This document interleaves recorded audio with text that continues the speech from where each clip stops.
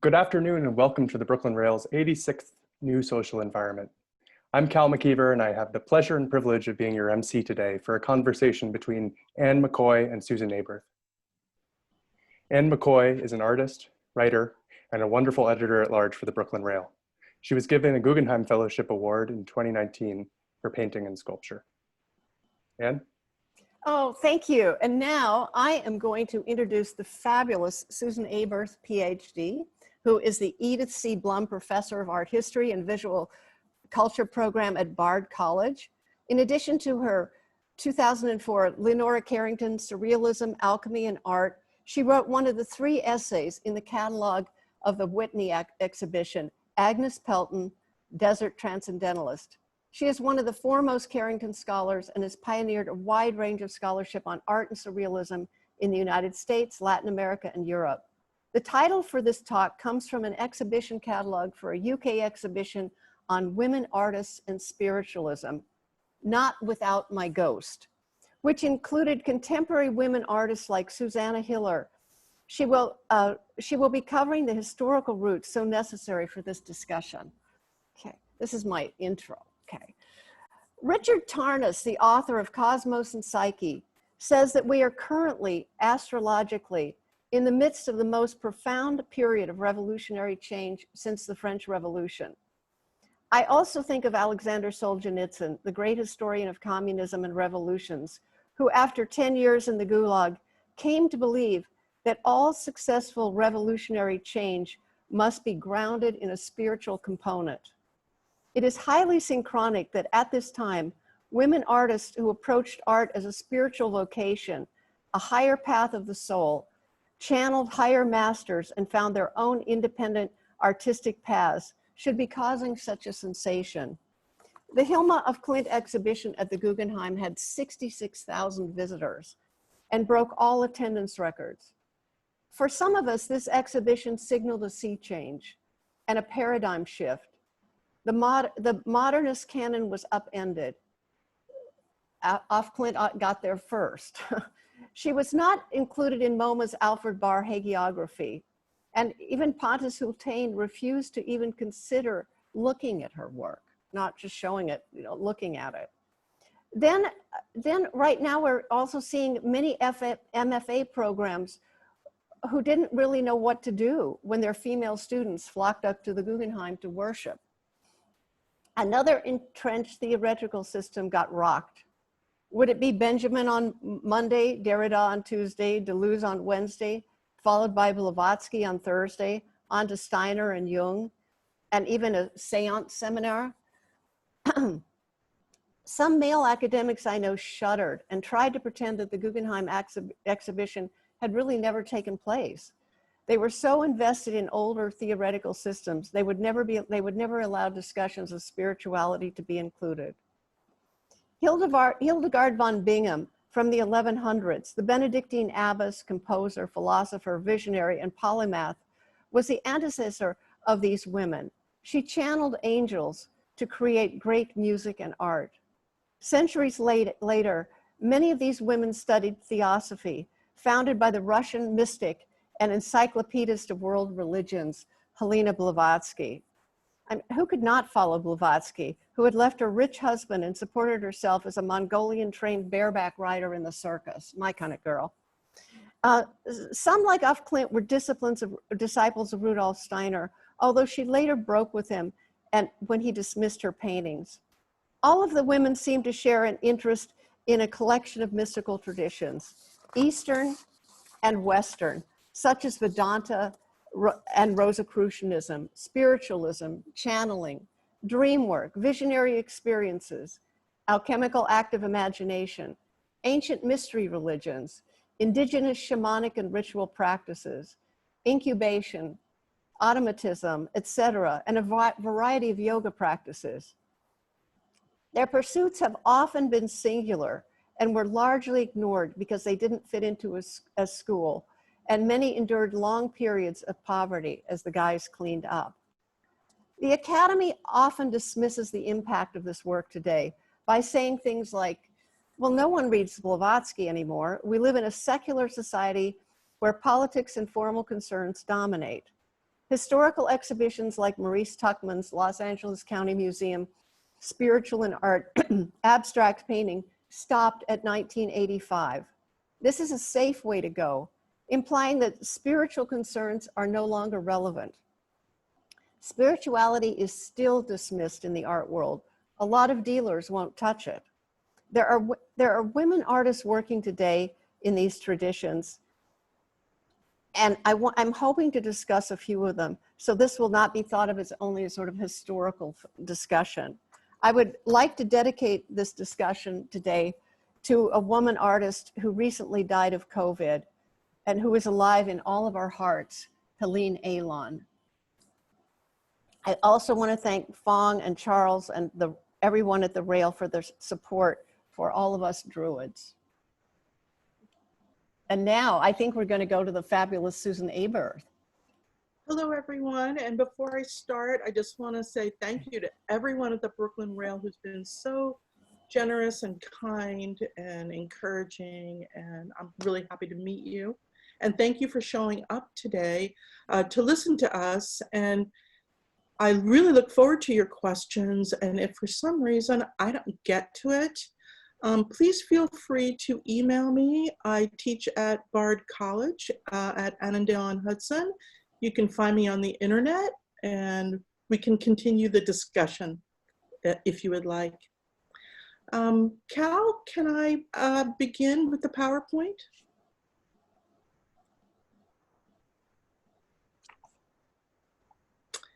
I always feel better with images in front of me.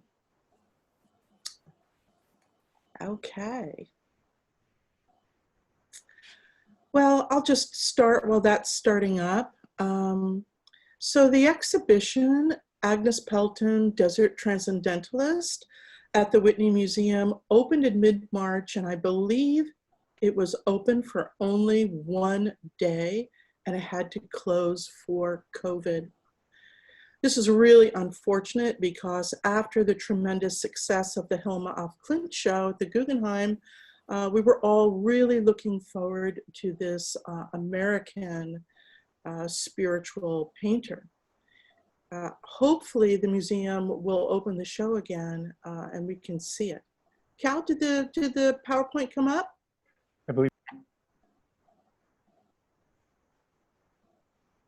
Okay. There we go. Okay, great. All right, how about we go to the first image next?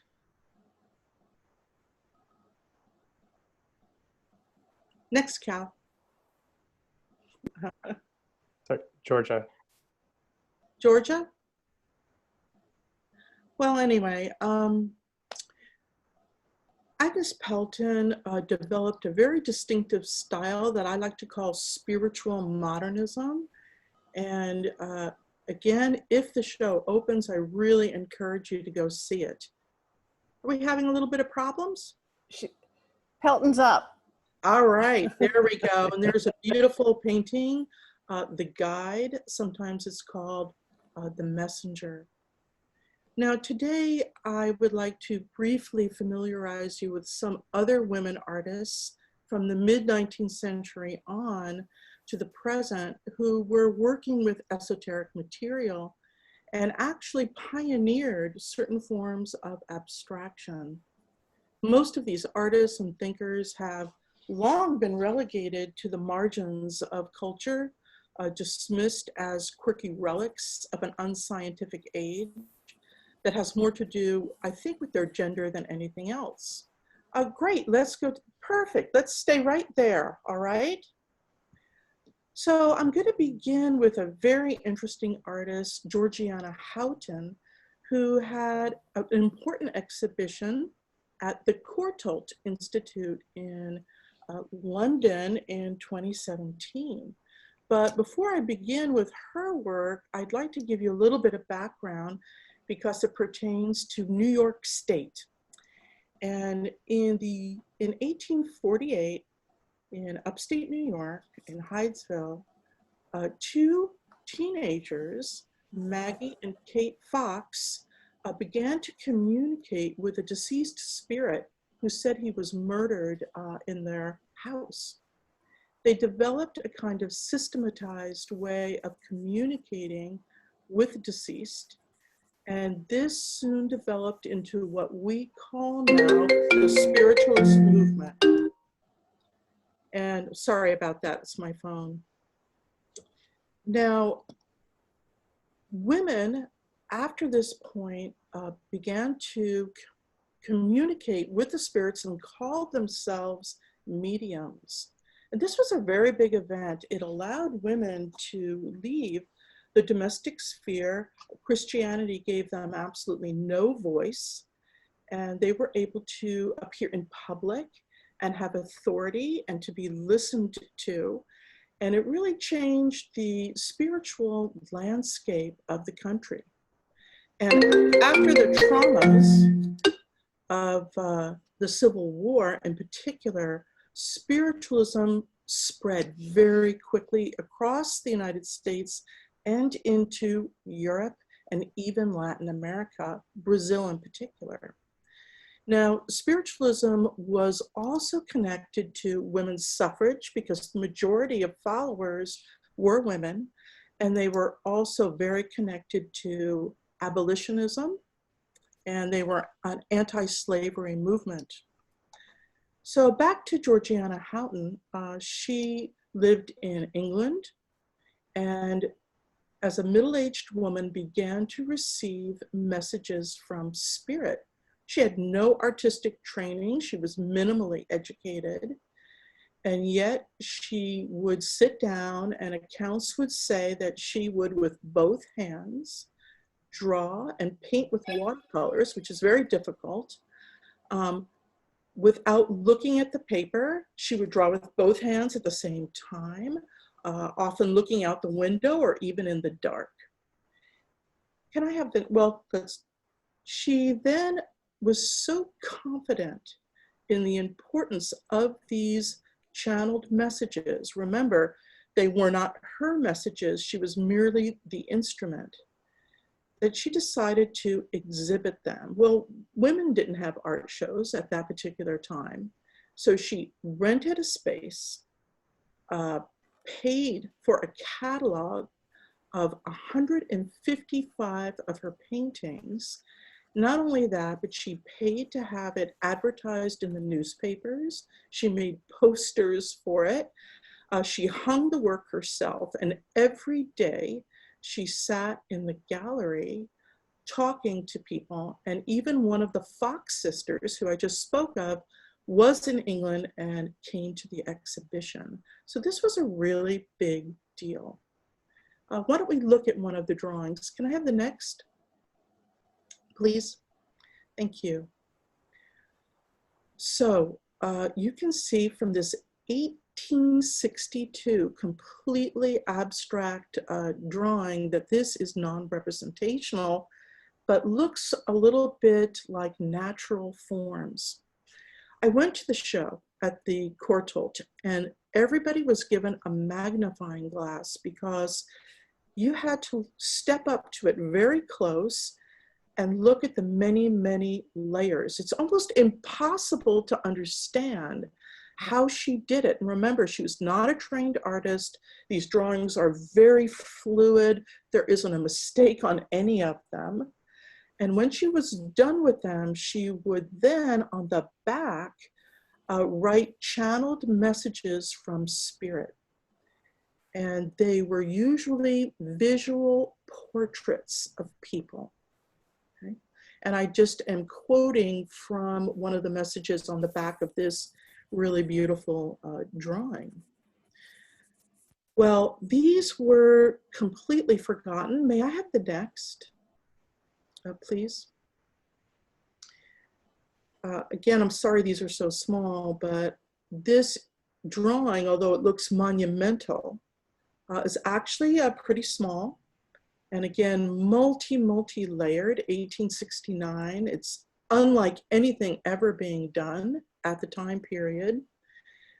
Where these drawings went, we don't know, but we found a bunch of them at some kind of psychic institute in Australia.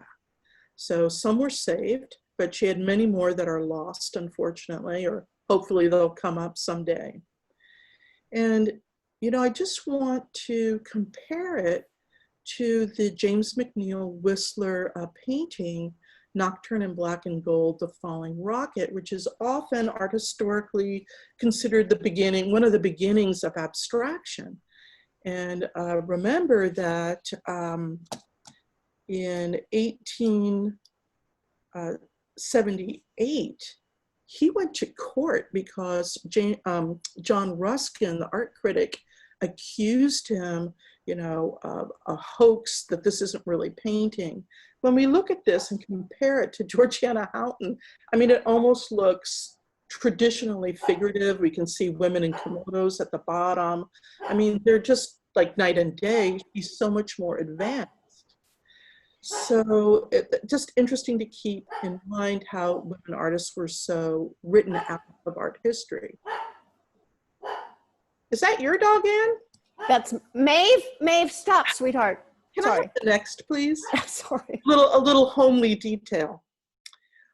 Well, let's go on about women and spiritual things, and look at two really important women in the history of spirituality, and that is Helena Blavatsky. And Helena Blavatsky was a Russian immigrant who came to New York City in 1875 and established something called the Theosophical Society. So again, it happened in New York City, and it was a mixture of kind of Eastern and Western esoteric ideas. So Hi, she, Susan, sorry to bother. yeah, If you could disable your notifications. Are you on a Mac? yes, Okay, if you press the button on in the top right, that's the 3 bars, oh, okay, and then just scroll upwards. okay, You can great. select the Do Not Disturb, and then the Oh, phone calls okay, won't come great. through. Thank you. Sorry to bother, to interrupt. Okay, continuing. All right, so it was Blavatsky who introduced ideas like karma, reincarnation, and she said that she received all kinds of knowledge from what she called the secret masters, or the ascended masters from Tibet. And this began the New Age movement love of all things Tibet. I think we still love all things Tibetan, right? And yoga, meditation, things like that. So she's really, really important. Now, before she died, she designated her friend, a British woman, Annie Besant, as her successor. And Annie Besant really opened up theosophy to a lot of new things. And some fun facts, it was Annie Besant who opened up Freemasonry in France to women, and then established female-only lodges across Europe and America, hundreds of them. So that's interesting. And another interesting fact was she was a women's rights activist, and in 1873 was arrested for writing a pamphlet about birth control. So I just want to show that activism and spiritualism really went hand in hand. Can I have the next image? So in 1901, her and a man named— I'm sorry, I was just gonna, I'm sorry. I was gonna say, I think it's important to also say that many, many male artists were also reading Blavatsky, Mondrian. I mean, it was just one of many. So that Blavatsky had a huge influence in the art world, not just among women, but I just wanted to interject that. Go ahead.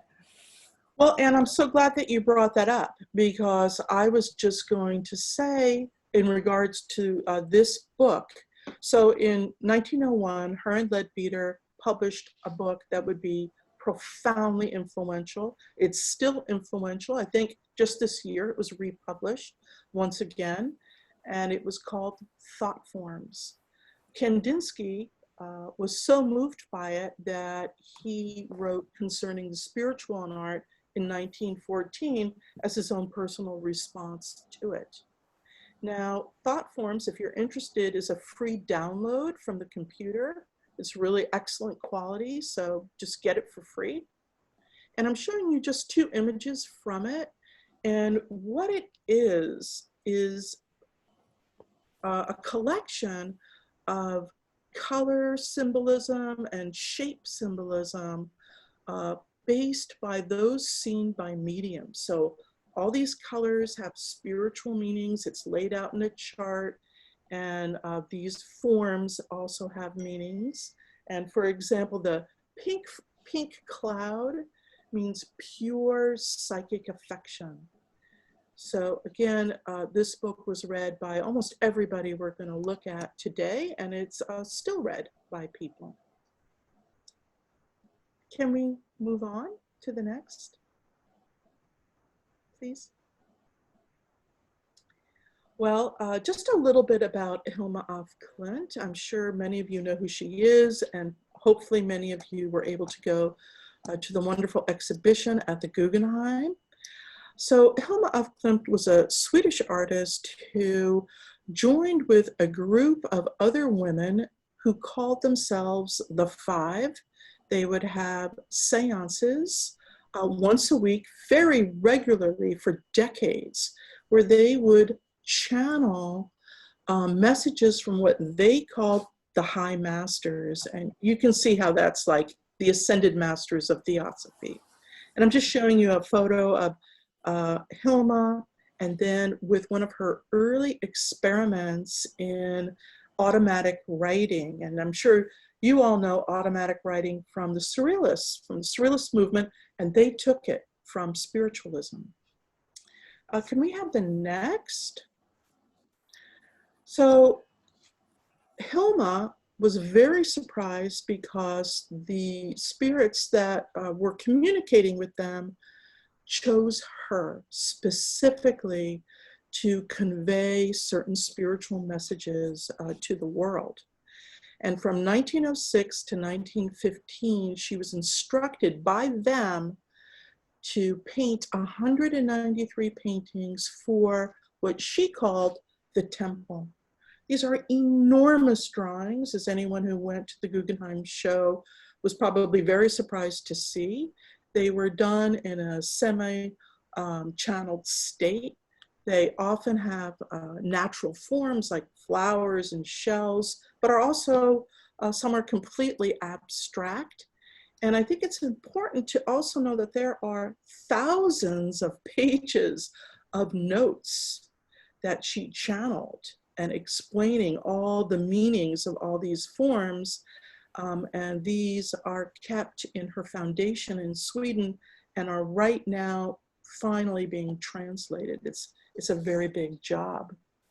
Can we have the next one? Oh, are you showing another Helma? Oh, I was going to say, Helma of Klimt was also very influenced by the work of Rudolf Steiner. And well, let's go to the next image then. Okay, go ahead. Talk about that. Thank you. Oh, the Gertrude, there it is. Okay, good. Go on, Anne. Did you want to say more? more? Okay. Helma of Klimt spent, she actually was a recluse, but she actually also did sort of the grand tour. And one of the things she did was she spent, I think, almost 4 years total on and off at the Gertrudeum in Dornach, which was a kind of architectural complex designed by Rudolf Steiner. And it was based on, a lot of it had to do with Goethe's fairy tale of the little green snake. But she studied Goethe's color theories, which had been translated by Steiner. And this was a huge influence on her.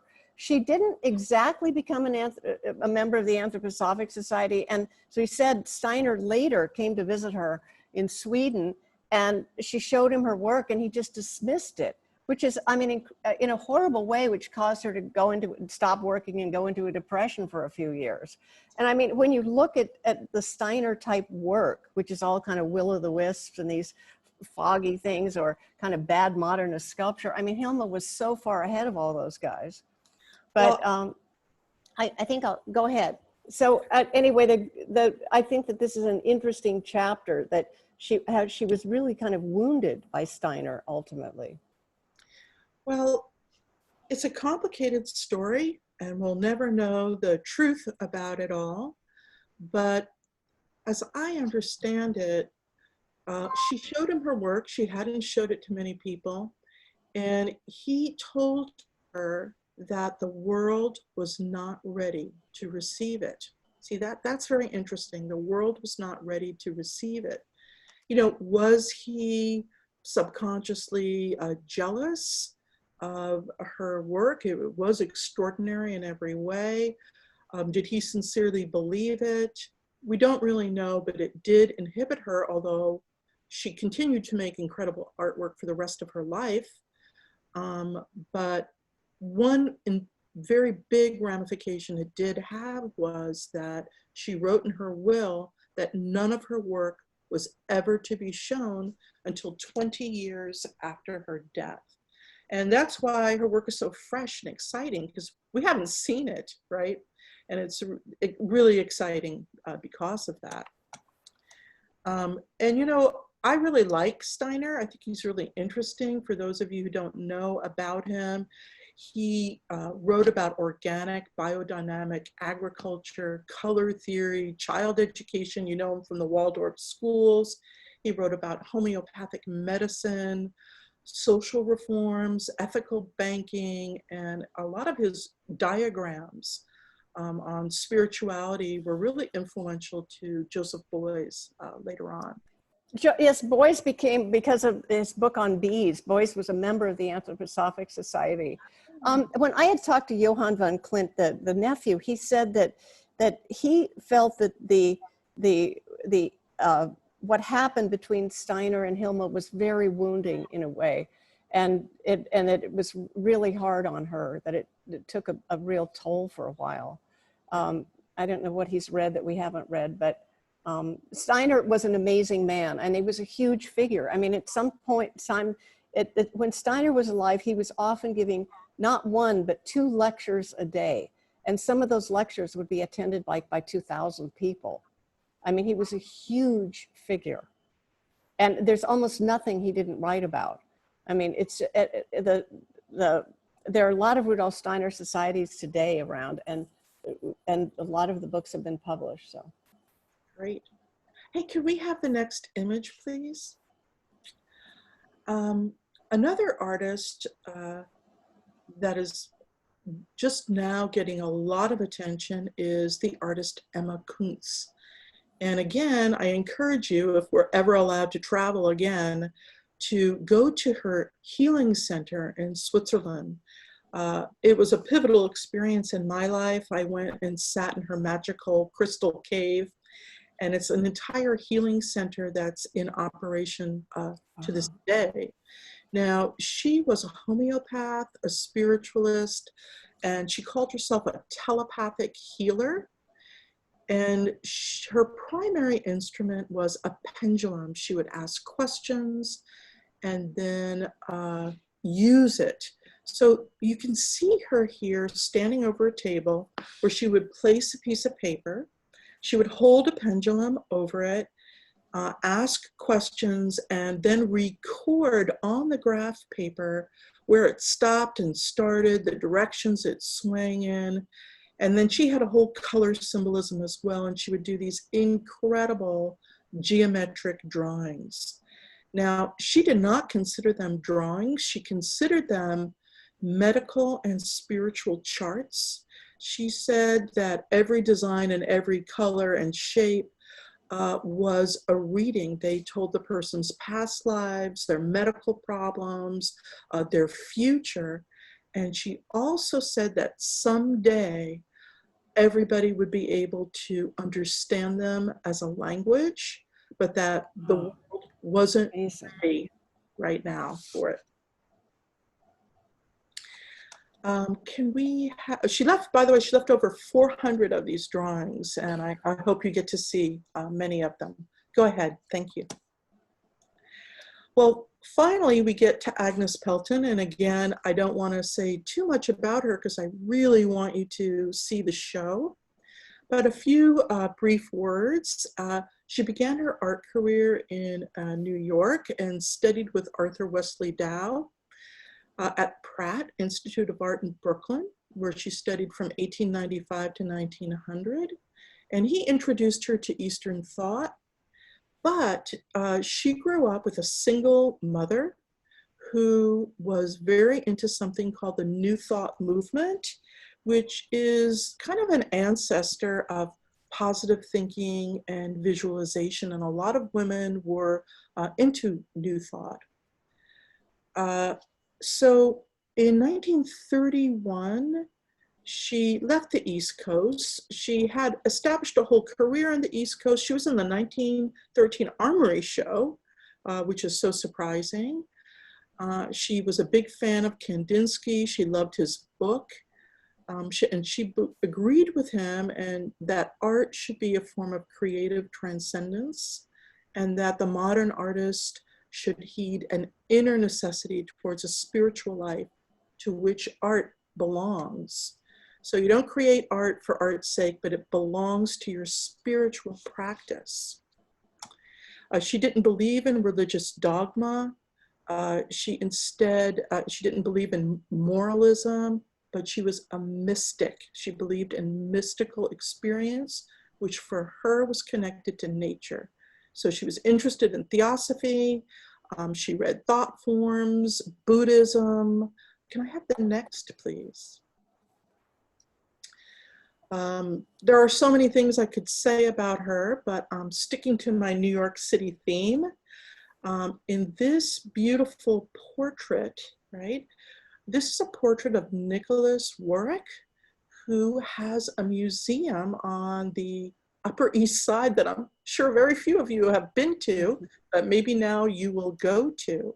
And he was a great artist, an architect, an archaeologist.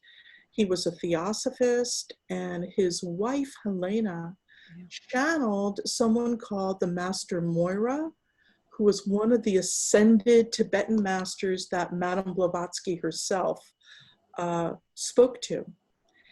Helena channeled 1,000 pages of messages, which are at the Warwick Museum and Library.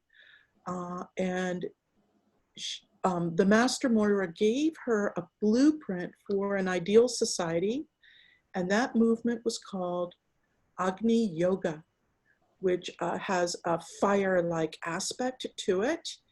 And it was kind of a blend of all the different kinds of yoga using fire as the main metaphor.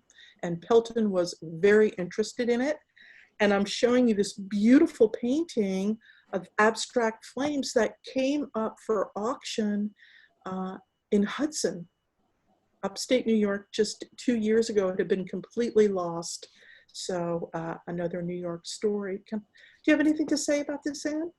Yeah, I think the Roriches are an amazing couple because they left Russia right before the revolution. They traveled to New York and then they established a kind of institute in northern India up in the Himalayas, and they brought together they brought together scientists, they brought together linguists, they also collected thousands of Tibetan manuscripts, all kinds of religious manuscripts. I mean, he was a great polymath, and he worked everywhere. I mean, he had a studio in Mongolia. I mean, he was an incredible figure, and I think that he's someone who's really been sort of overlooked. I mean, when I was teaching set design, I remember I was in Zurich and I saw a recreation of Le Sacre de Printemps that he had done for Diaghilev. And I remember when the curtain came up on Le Sacre de Printemps with that incredible stage with the cloth and the dancers, I burst into tears. I mean, in a strange way, I think for me, Roerich is the best as a set designer, but his paintings kind of look like set designs. But in a strange way, I think as a painter, that Agnes Pelton sort of surpasses the master. Certainly Roerich is a very good painter, and he was a very prolific painter, and I'm sure he had a lot of those canvases strapped to the back of a yak, or some sort of or a camel or something. But I think that Pelton really sort of took all of that into a higher realm even. Well, let me just say a couple of things. So she paints Nicholas here looking like one of the ascended masters, and she's using thought form's color because the color periwinkle blue bordering on lavender is one of the highest spiritual colors, and it's also associated with the thin air of the Himalayas. So there's a lot you can say about the color symbolism in her work. Can I have the next image?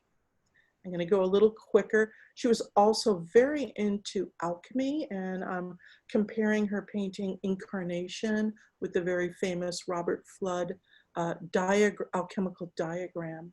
Can I have the next? Oh, can I just say something real fast? Sure. The rose is also, it's a huge Rosicrucian symbol. The Guggenheim just had an exhibition called the School of the Rose and the Cross.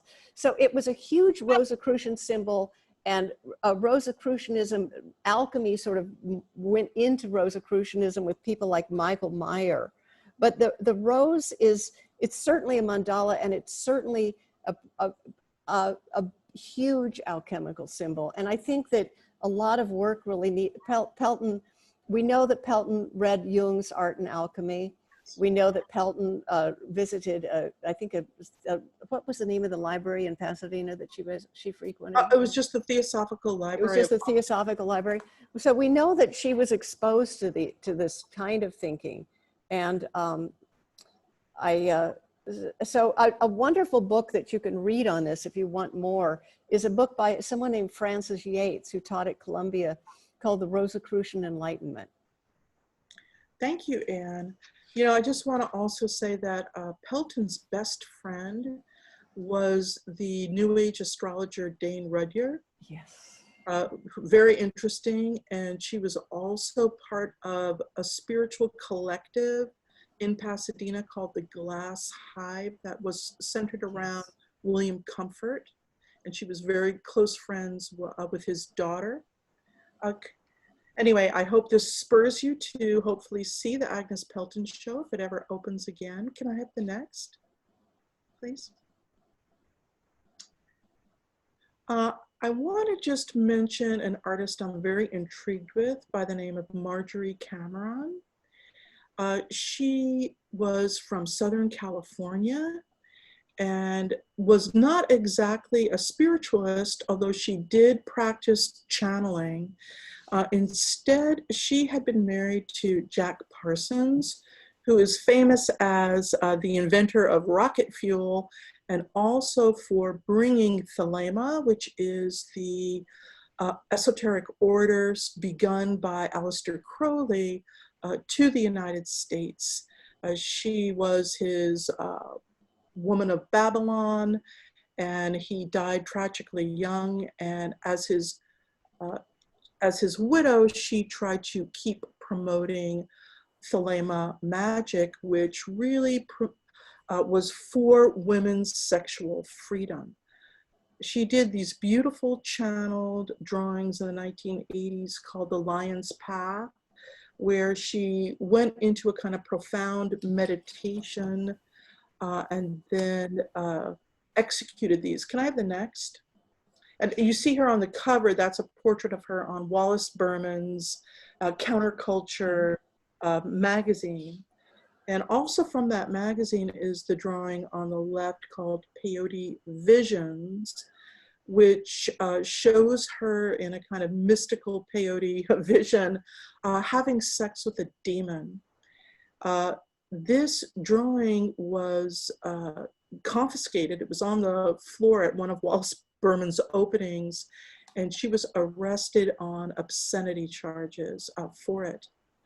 I'm showing you another drawing. These are from scattered notebooks, undated.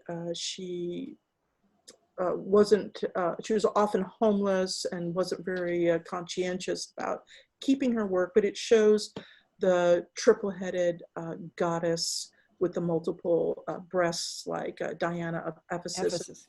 Yeah, these are the kind of visionary drawings. And I just want to end with saying she was not a passive receptacle of spiritual messages. She was also a practicing witch and magician, and she channeled these and really had much more agency, and that's why I consider her a very important addition to the modernist canon. Can I have the next? I think I'm going to probably end here with a more contemporary work by the American artist who lived most of her life in England, Susan Hiller. This is a bunch of small images from a whole series she did called The Sisters of Menon. And in the early 70s, she was working on a project when, much to her surprise, her hand started to move and she started to channel. She said she was shocked. She wasn't afraid, but her hand was moving by itself.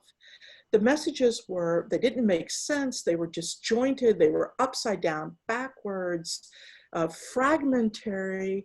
But what really fascinated her was that they referred to themselves as we. She didn't become a spiritualist. She, didn't, change her ideas in any way. But what really intrigued her, and she acknowledged female mediums and how they had been written out of the modernist canon, but she loved the idea of a collective identity and not a singular identity in the creation of artwork. So they called themselves the Sisters of Menon. So they weren't individual channelers. I'm going to let Ann take over a little bit, and then I'll come back at the end. So next, please. Okay. There are many women not many, but there are women artists today working with many different spiritual practices. People aren't reading Blavatsky as much. I mean, I loved reading Blavatsky in college. I must confess, I was trying to reread Isis Unveiled recently, and I realized that for me, Blavatsky made a lot more sense when I was drinking in university. But once I'd sort of quit drinking and doing peyote, it didn't quite resonate the way it once did. But speaking of that, this is an interesting artist who's actually also an editor-at-large at The Rail. And I met Joan Waltmuth because we have my field in art history was actually Native American years ago. And we had an interest in Native American ceremonial. And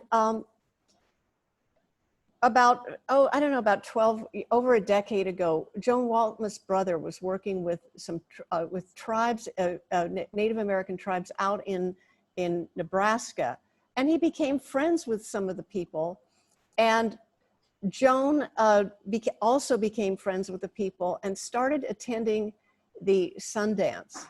Now, the Sundance is generally I know most of the Sioux, I know several of the Sioux groups who do the Sundance. It's generally not open to white people. And the Sundance is something that requires a huge amount of preparation. Like a Sundancer, a male Sundancer will not have sex for a year, for example, and goes through a huge spiritual purification first. The Sundances are performed in a giant circular arbor with a central pole with rawhide strings coming down. And the male Sundancers will have their pectorals pierced with a buffalo bone. And then the strings are attached to this. And they don't eat or drink for this period of several days. And they are dancing within the arbor. And Joan and the women generally perform a kind of supportive role within the arbor. And as I said, you have to start with a period with a sweat lodge and purify yourself before you go into the arbor. And it took several years for Joan Waltmuth, doing things like the cooking for the Sundancers and things like this to be allowed to actually participate.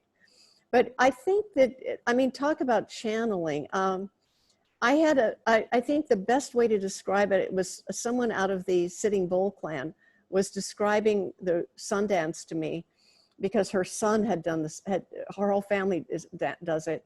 And she said it this way. She said, during the day, the arbor has just the dancers that we see. But she said at night, something extraordinary happens. And suddenly the arbor becomes full of people. And you realize that the other people in the arbor at night are the ancestors. So it's one of those times when the spirits of the living and the spirits of the dead come into communication in a very real way. And for Joan Waltmuth, the participating in the Sundance and becoming involved in this culture has been a way of her connecting with her kind of upbringing on the prairies, and a way of connecting with kind of spiritual realms that most people cannot access. And this was actually there's an article in the Brooklyn Rail, I wrote about this in the Brooklyn Rail. This was a painting that won a prize at the American Academy of Arts and Letters. And these are paintings that deal with kind of the treaties and this whole complex history her work has changed radically since she became a Sundancer. And I'm always fascinated by someone who is, I'm very, you know, I have problems with people who say, oh, I'm a shaman or something, but who approach it as a tourist. But Joan is definitely not one of those people. She's really a participant who's kind of earned her entry into this society through incredibly hard work, both here and in Mexico.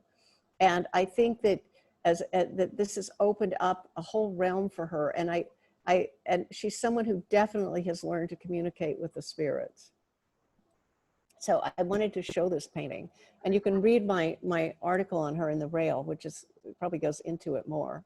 Okay, I guess next. Wow. Okay, could you show my other work first and then come back to this? Oh, okay. I come out of a mystical Catholic tradition, and I grew up in Colorado and New Mexico, and I was very influenced by the lives of the saints. And I was also influenced by the Native American culture around me. And when I was a little child, my father was a scientist, and I used to clean his glassware in his lab. And when I was 5 years old, I started having dreams about a king being ground up in a mortar and pestle and put in a flask and being baked in an oven and being transformed into someone else. And it wasn't until I entered Jungian analysis in my 20s that I realized that this was a dream from the Alexandrian alchemists, from Zosimus of Panopolis. So I became obsessed with alchemy, and I've been obsessed with alchemy for the last 45 years. So I practice something called incubation. Incubation means a sleeping within. So all my work comes out of the nighttime realm. There I am sleeping, and I sort of communicate in that realm at night. I have thousands of journals that I keep, and I feel that the dreams represent another language that people need to listen to. You know, Jung said that if you're not paying attention to your dreams, it's like not opening your mail. So I really believe that one of the problems we're seeing right now is that, especially in America, which is a very extroverted society, ruled by a kind of, you know, pragmatic positivism, it's what you see here and now, that psyche has really been kind of overlooked, and there's been almost a war on psyche. And I feel that this dream world, I've always been interested in the surrealists because of their work with the dream. And this is actually a dream called The Dream of the Invisible College. And the Invisible College was, again, talk about Francis Yates, Rosicrucian Enlightenment, was a Rosicrucian idea that there could be a university that sort of existed in the ethers that had to do with dreams and visions, not with the books we see on the shelves here. And so this is kind of my dream about coming out of death and going into this invisible college. And so that structure in the middle looks like a Byzantine church. And I love the idea that in the Byzantine period, if people couldn't worship, they would take a little scale model of a church and put it out in the middle of a field and enter into it through the imagination. I've always loved this idea of little temples and little structures that you could enter into through the imagination. And that is me with the fabulous Maeve who is barking. So next I'll show you. Why don't we go back? No, back to the back one.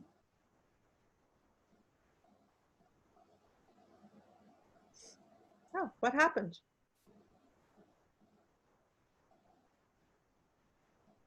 Hello? Well, Ann, what happened here? Is it, who's running the PowerPoint, Cal? Our Georgia, one of our production assistants, pardon the delay. Where is Georgia? We'll get it right back up. If not from Georgia, from someone else. Just give us a moment. There, okay. There we go. Let's go to the first one of There we Ann. go. Okay, there. And this one is an alchemical. These are all incidentally 9 by 14 feet. This is called. It's interesting because Lenora Carrington also did a lot of work on the egg. I've had hundreds of dreams of eggs. It's a pregnant alchemical symbol. The egg. You see the egg being sliced by the sword. It's called the separatio. This is a little teeny alchemical furnace. And one of the practices in alchemy is that you have to keep the furnace at an even temperature.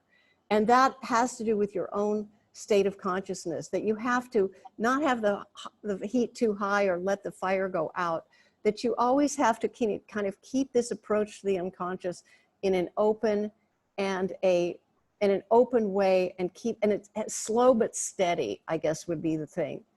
I had many dreams about the death of my father. My father died when my real father died when I was a baby, and my adoptive father died when I was a teenager. And I had many dreams about the death of the father as a symbol, because the father represents the king in dreams. And many of you know, like the Mary Renault book, The Death of the King, the king is the ruling consciousness in a land. And for a renewal to take place, the king has to generally die. He's often dismembered and buried in the fields. And then a new king or a new kind of consciousness can come forth. And I think that, in a strange way, I think that's what we're seeing now. We are in the midst of a great revolution. We don't know if it's going to, Richard Tarnas says, we don't know how it's going to pan out. But I have sort of I'm optimistic because I have a belief in kind of the world cosmos, and I think that somehow we'll struggle through this. So almost all of my dreams have to do with the theme of death and resurrection. For me, it's an incredibly important idea. That's why I really like, for example, the liturgical year, where you have this idea of death followed by resurrection, by this cycle. And it's also a cycle that goes back to the Eleusinian mysteries, where you had the kernel of wheat buried in the ground, or you had the goddesses like Demeter and Persephone going into the underworld. So this cycle of agricultural and psychological and spiritual renewal, for me, is all tied up. So I think I'm going to discuss a next artist. I don't want to. Yeah, let's go on. Okay, now this is an artist that I've been very involved with for years. And I think Linda Montano, incidentally, she's also done great writing on art. She has an amazing archive. She's a great filmmaker, a great performance artist. And I think that for me, she has what I would call a religious attitude towards the work. She started out actually as a novice. She was going to become a Mary Knoll nun. And then she kind of got out of the whole, she left the convent and became a performance artist. But for Linda Montano, this is really an inner quest. And she's someone like me, where the Catholic thing is part of the archetypal container, but does not contain it. She has done some wonderful films where she lived, say, with a Jain couple. She studied Jainism. I studied Jainism as well for a while. So she has tried all kinds of Indian practices. She has tried, she's done a lot of work with the chakras, where she dresses in different colors every year. And she's someone who sort of has migrated through different personae too. It's kind of wonderful. I mean, she inhabits these figures, like from Bob Dylan to Mother Teresa. I mean, her Mother Teresa works are wonderful, where she takes confessions. I mean, they're just wonderful. And she's done a lot of work on she had a recent show, I guess the year before last, in New Paltz at the, what, do you remember the name of that museum, Susan? No. Oh, oopsie. Okay, but it was about living and dying, and it was and she's very interested in the processes, you know, of the elderly and what happens. What I think is interesting about her is she took care of her elderly father for years, you know, when he was bedridden, and she sort of communicated with him and felt that he was going into a kind of space like a higher master, and it was as though she could participate in whatever that spiritual journey was that he was taking, while doing everything from washing him to being with him every day. So there's definitely a kind of humility and service and an incredible human connection to life, death, people.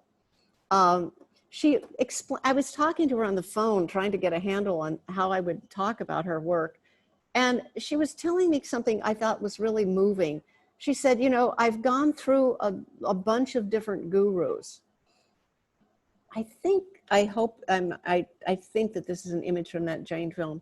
She said, I've gone through a whole procession of gurus. And she said, I wanted to kind of go through all of these and empty all of this out until I could sort of come to this pure state of being, kind of an egoless, pure state of being.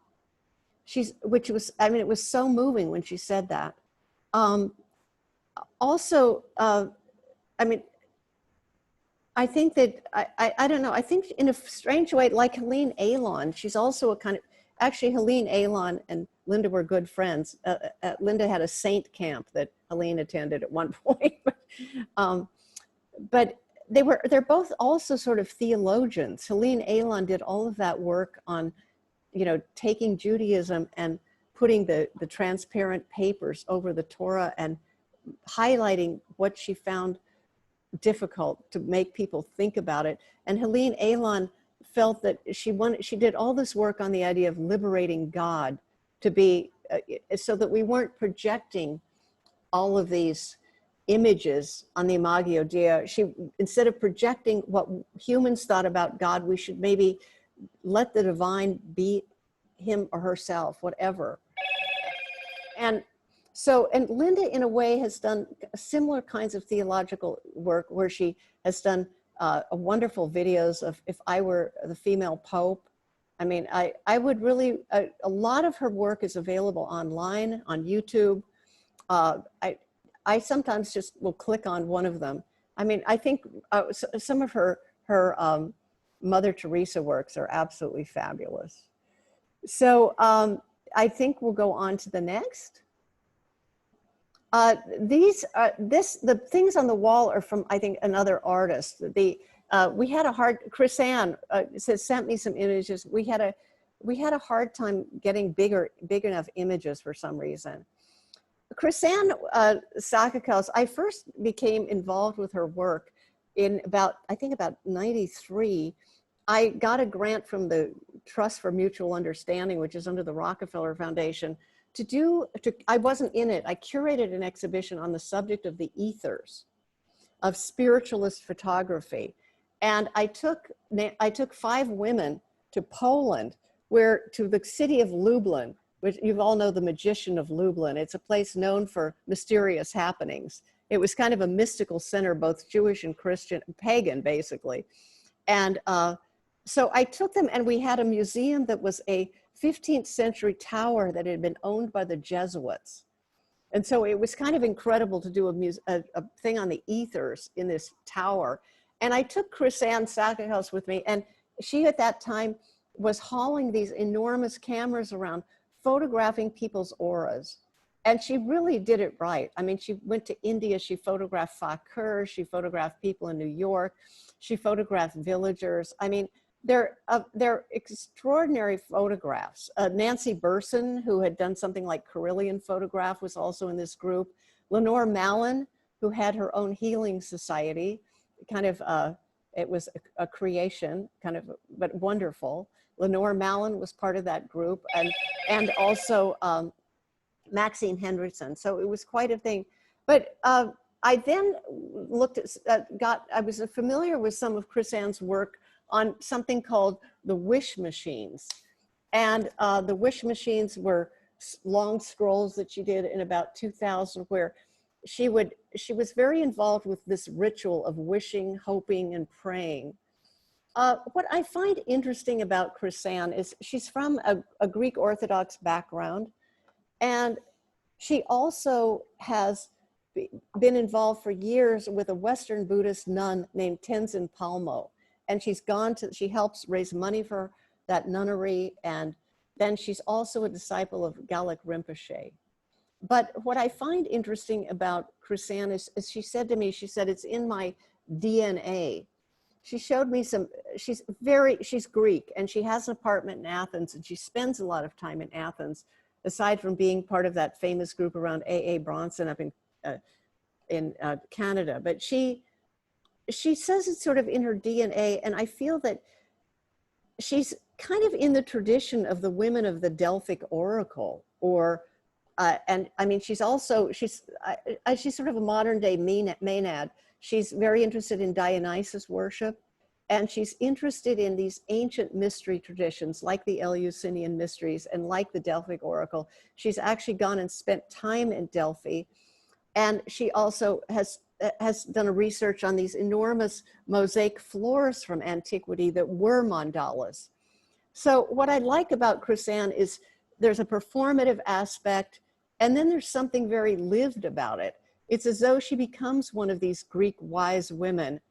I mean, she made one of these big rose mandalas for the Dalai Lama, which was rather in 2004. And what I like about her is that she understands something that's very, very missing in religion today. We're both Eastern Orthodox. Oh God, I should have turned this off, sorry. We're both Eastern Orthodox. And so we're comfortable and with religious practices that deal very, very heavily on transformative rituals, where the ritual and kind of Eucharistic ritual, it involves something that goes back to the mystery religions. If you believe in transubstantiation, the body and blood of Christ actually he's present in the chalice. So this idea of where religion is still linked to the ancient mysteries is appealing, I think, for both of us. And I feel that Chrysanne's work is kind of linked to a kind of ancient mystery ritual. Anyway, I hope I was talking to her last night. I hope I've done you justice. I so love your work. So let's end so that we have time for questions. Is this the last slide, sweetheart? I don't know. Next, please. I think, I would like to end. Okay, these are the two Carringtons, and so I'm going to turn it back over to Susan for a second. Great. I'm just going to end quickly with some pretty exciting information. I think that there's been a real sea change in the appreciation of not only women artists, but esoteric women artists. I'm sure many of you are aware of the work of Remedios Varo, who I would say until about, I don't know, 10 years ago, no one even heard of really, except a few people.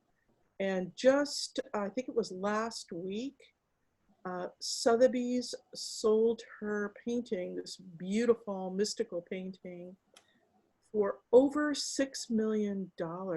And that is quite a watershed because, as you know, auction prices indicate interest to institutions who very rarely collected this kind of work, or still don't collect it to this day. So I think this is an important watershed time, and I'm really confident that there's going to be a much greater interest in women artists involved with the esoteric, because I think current generations of young women are very, very interested in the subject of magic and witchcraft, and they associate it with politics of change, actually.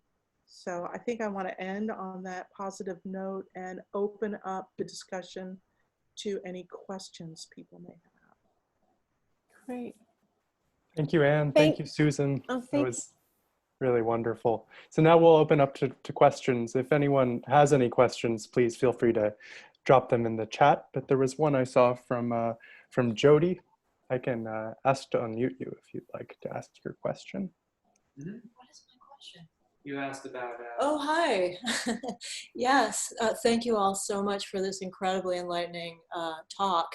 And my question earlier was around Helma of Klimt and Rudolf Steiner. And I was wondering if anyone could speak on what I remember reading about, which was when Steiner spoke with Helma of Klimt, he claimed that working with spirit guides was a lower form of spiritual development than working with one's higher self. And I'm wondering if any of you can speak on that, because I find that equally damaging. It's sort of like a patriarchal idea that goes all the way back to maybe ancient Greece. My boyfriend here could speak on that. He's reading Catafalque right now, which some of you might know about, but wondering if any of you could speak on that idea. May I, Anne, speak on Oh, that? sure. Yeah, you talk first and then I'll say something. Yes, I think you have put your finger on precisely the point. And channeling guides and spirits gives women a voice. And I think that people didn't like that, or at least patriarchy didn't like the autonomy and the authority that that gave women. And Steiner was completely coming from that particular place. I think that's a really good point. I think Steiner was a huge personality. And he also kind of had invented his own religion. And it was kind of based on Christianity, but he felt that all of the world religions were sort of going to fade away and evolve into something else. So he certainly had a huge program of his own. And it was, I mean, an enormous presence. So I think that could also have been part of it. Yes. I know when they did the Tony Osler show Imponderable, there were a lot of essays in that catalog on women and spiritualism, where they kind of dismissed the women as saying, oh, well, you know, they couldn't become Karen Finley and performance artists, so they were, they did it by becoming spiritualists. And I think, yes, there is that feminist component that it definitely gave women a voice. And it definitely gave them a voice of their own where they didn't have to consult a source or whatever. But I think that it should also really be honored as an incredible path of individuation and incredible spiritual paths these women were on. I mean, they most of them worked with no money. I mean, and they made tremendous sacrifices to do this work. So I think that we shouldn't think of it as just a feminist thing. We should also really honor them as pioneers, the way we honor Jung or other people. And so, great. Are there any other questions? Yes, it looks like we had a good one from Millicent. If you're on there, I will ask to unmute you. Oh, okay. Great. Okay, so my question, I'm just going to read it from the chat, is, it seems to me that much of the visual works are artifacts or maps of spiritual experiences rather than invitations into the mystery, maybe something analogous to writing dreams down rather than dreaming. What are your thoughts on visual work as being doorways into the liminal space, as, for example, music can sometimes be? Thank you. I mean, I think, for example, that Pelton's work is really all about a doorway. I just wrote a piece for the Rail on Pelton where I talk about her work in terms of the iconostasis of Pavel Florensky, where he says that the picture is really a doorway into the spiritual realm. And I think that it shouldn't, I think you really, and I think also Linda Henderson has written some wonderful things relating some of these people to the fourth dimension. So I think that it's important to realize that you sort of enter into other realms through the work. It's certainly true for me of Carrington. What do you say, Susan?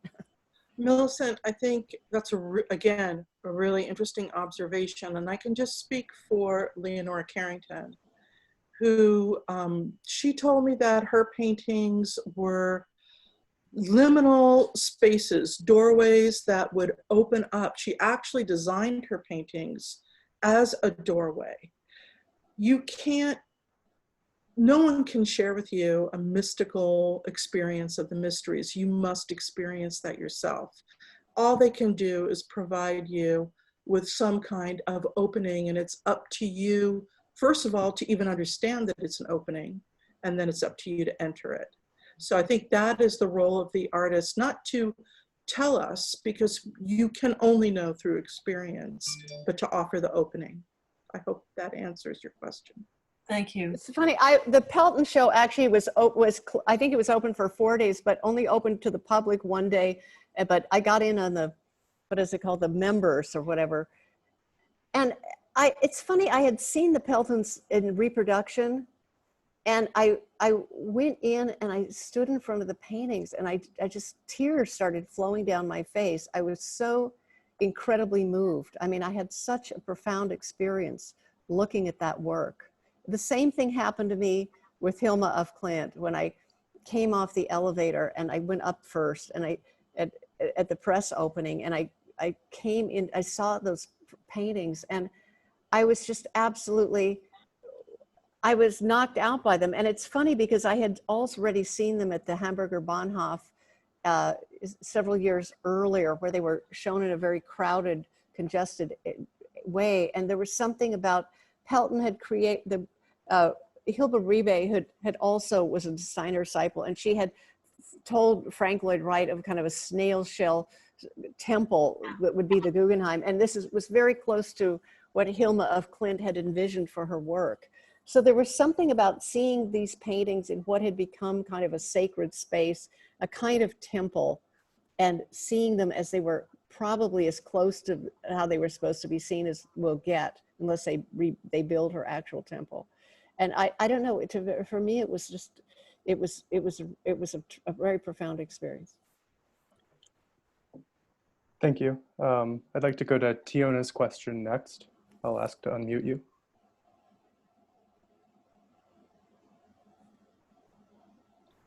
Tiona? All right. Can you all hear me? Hi. Hey, Ann, how you doing? Hey there, baby. How are you? I'm just going to read mine straightforward and just add a little bit at the end. But I wrote, I would like to ask about the exclusion of Black women artists who have produced work within the framework of spiritualism as well as esoteric art within this presentation. I'm aware that many are often, unfortunately, grouped within the context of folk art. And I wanted to know what Black women artists within, with inclusion of the diaspora who have produced work within this context, have you all studied or explored in other presentations? May I begin? You go ahead, Susan, go ahead. Okay, Tiona, this is a profound question, and it requires so much work and thinking. And I have actually collected a very large group of artists within this context. So when you talk about, so there's two issues here. The first is you're talking about work within spiritualism, right? And I find that the majority of diasporic practices within spiritualism have been occurring in Brazil. I really don't want to include Haiti, although I can include Haiti. There are practices outside of Voodoo that are whole spiritualist communities of work. Right now, I'm working on a book called Channeled Visions, Women in Modern Art. And I want to go to all these different communities. And again, Brazil is really fascinating and largely developed. Then when you're talking about African-American women, those women are often working within a Christian context. It is the kind of channeling. They empower themselves to be ministers and to have voices, and their artwork is extremely powerful, and they speak to people. But it's not really within a spiritualist context, although they are speaking to spirit. So it's a great question. There are so many artists, and I had so little time. So I think that would actually be a great topic for another whole presentation. I agree. And for me, some of the greatest work by women of color, I spent let's see, what was it? In 79, I went to Australia, and I was so impressed by the work of Aboriginal women. And I think that it is very much about channeling spirits. It's very much about, because the Aboriginal women really enter the dream time, which is kind of a parallel realm. They are really talk about being involved in the realm of the spirits. I think that a lot more work, it's starting to be done on Aboriginal women, but I think that I would certainly involve Aboriginal women in that discussion. I also am from New Mexico, and my field was Native American art. And I would also involve a lot of Native American women in that tradition. That's sort of another whole lecture. And also indigenous women in Mexico, where some of the work goes over into the field of crafts, like some of the weaving and all of this, where the spirits are really brought into this process. Could I just respond real quick? Yes. Okay, great. I'm here as a participant, but I'm also a priestess within Santeria, a priestess of Ogun, and I'm coming on my 8th Ocha birthday. So just for the sake of your attendees, I would like to just put down some names that they may be of interest. Wonderful, wonderful. Because I wanted to stay within the context of Black artists. So I would encourage people to check out Mary Proctor, Bessie Harvey, Gertrude Morgan, Nellie Mae Row. I see people have also brought up a great influence in my own work, Bekis Ayon. I brought that up because I wanted to know, because I recently also, presented a work at the Whitney Biennial last year that was completely invested in the context of my spiritual practice. It's called it's titled, I Prayed to the Wrong God for You. And one of the things that I would also say is to consider in spiritualism within Santeria, which is also like a Yoruban African diasporic practice that touches up on Catholicism, but there is a pre-entry before you go into full priesthood that is spiritualism, that allows a lot of communication with spirit, but also ancestral spirit directly, which is like individuals, as well as a larger connection to the Orisha. So I do believe that there are a lot of spiritualist and esoteric Black women artists. I think that what has been lacking is the context to look at the work and to actually hear from them directly. I couldn't agree with you more. I mean, God, it's so wonderful. Betty Sarah is having an exhibition at the Morgan. And I remember in the good bad old days of feminist art in Los Angeles when nobody ever spoke to her. I always thought she was great. And I think that we're now so many occluded narratives, so many women who've been left out. I think what you said is wonderful.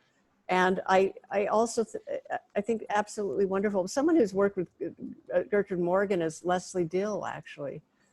Oh, well, Tiona, yes, contact me because I teach a whole class in this, and I'd like you to speak. So I'm going to speak in that class. So let's start you rolling right away. And I think now we should break for the poetry reading, perhaps. I just want to thank everybody for your great questions and for attending. What do you say, Cal? That sounds good to me. Thank you, Susan. Thank you, Ann, and thank you, Tiona, for your question. All right, so the Brooklyn Rail has a daily ritual of ending our lunchtime sessions with a poem, and so we're thrilled to have Rodrigo Toscano on with us. Rodrigo, I'll ask to unmute you. Rodrigo Toscano's poetry has appeared in Voices Without Borders, Diasporic Avant-Gardes, and Imagine Theaters, among others. He's an advocate for environmental and labor justice, health and safety culture, and immigrant worker rights. His newest book of poetry is In Range. Rodrigo? Hi, everybody. I'm in a Jeep in Tampa, just flew in from New Orleans. And it's a long story, but I'm going to jumpstart this little reading here. It's about 7 minutes, 7.5 minutes, 8 minutes.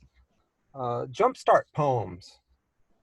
I wonder too if jumpstart poems are worth it. I mean, poems meant to get at existential being itself, for a moment, brief moment, stripped of social causality, not having to take a publicly recognizable position, not having to, you know, massage an affiliation, but instead riffing on what's elementally human, what's fundamentally common between folks, instead of about folks, as proclaimed by folks. Jumpstart poetry that pivots around a few key words, words that for a moment, brief moment, hold the mystery, the puzzle of being and time on this planet, or not even being on this planet, but wanting to. I wonder if jumpstart poems are a cop-out or a necessary moment, brief moment, against cop-out, or maybe something in between, stuck, broken. I wonder if folks are almost always in between, copping out, not copping out, copping out, not copping out, but play it like they're one or the other, certain. I wonder if jumpstart poems even exist, and if they don't, whether they should exist. You know,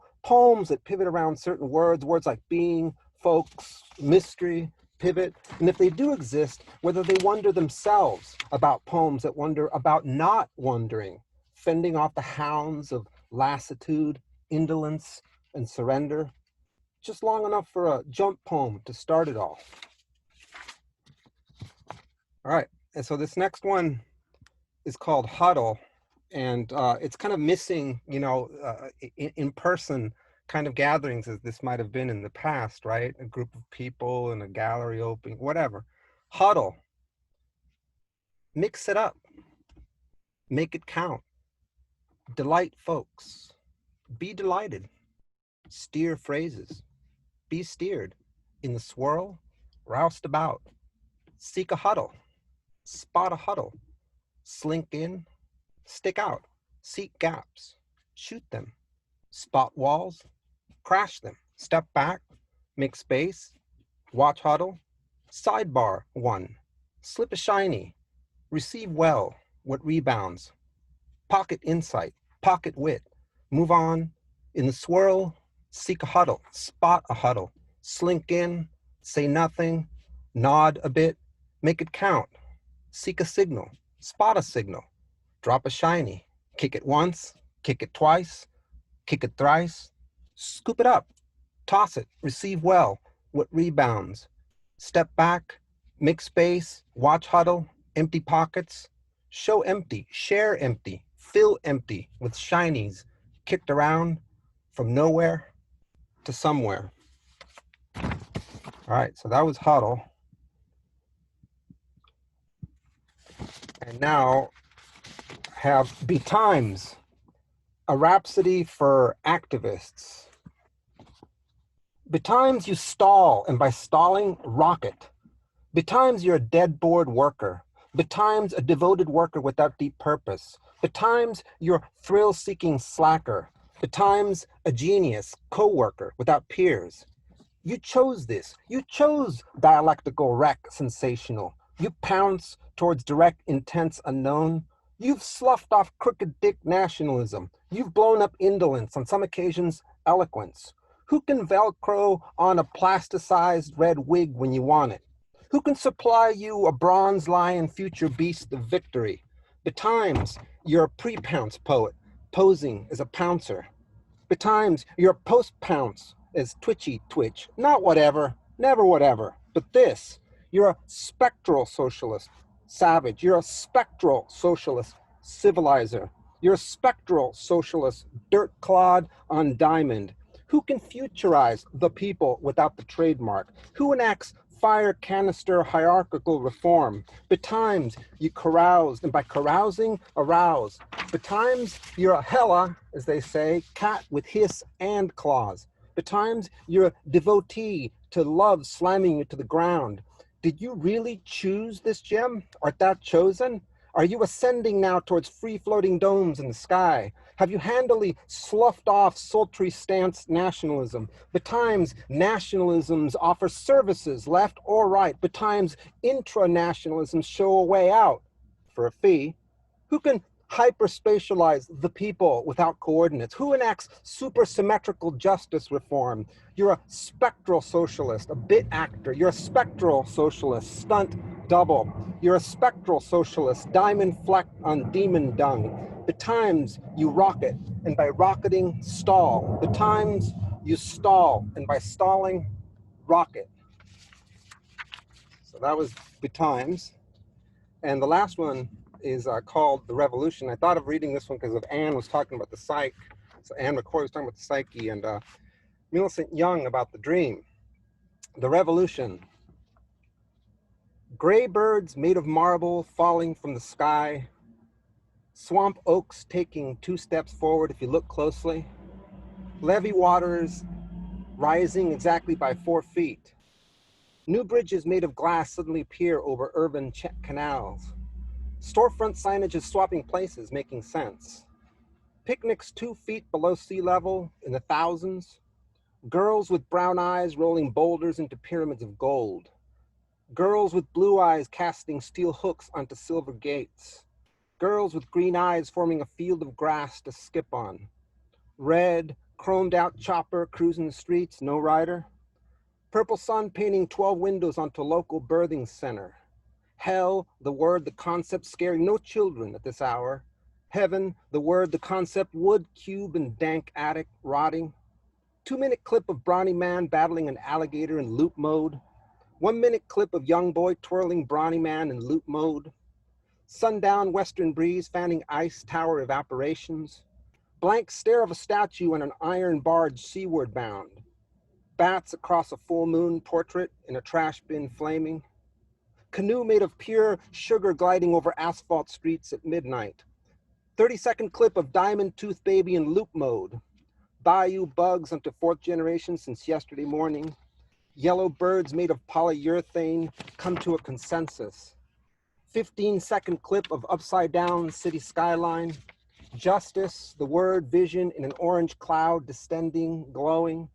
7.5 clip of pencil frolicking on white paper. 400-foot mound of multicolored masks and panties toppling. Deceased couple with brass canes crossing glass bridge at dawn. Traffic barricades, napping again, if you take a glance. Thanks, everybody. Thank you, Rodrigo, for your words and for your powerful poetry. You've given us all a lot to think about. We really appreciate it. So that's the end of our program today. Feel free to unmute yourself and say goodbye on your way out. Thank you so much. Thank you for coming. Tanya, thank you so much for, I think that's a wonderful question you asked. We were sorry we had so few, we didn't have a lot of time, so it was pretty condensed. But Say the least. And it's, in the least, yes. thank you, everyone. Today is the bikini. It's auspicious. Susan, Joanne, thank you. Oh, and Thank you, Chrysanne, Ann and Susan, Chrysanne, for I this hope I didn't wonderful butcher your talk. name.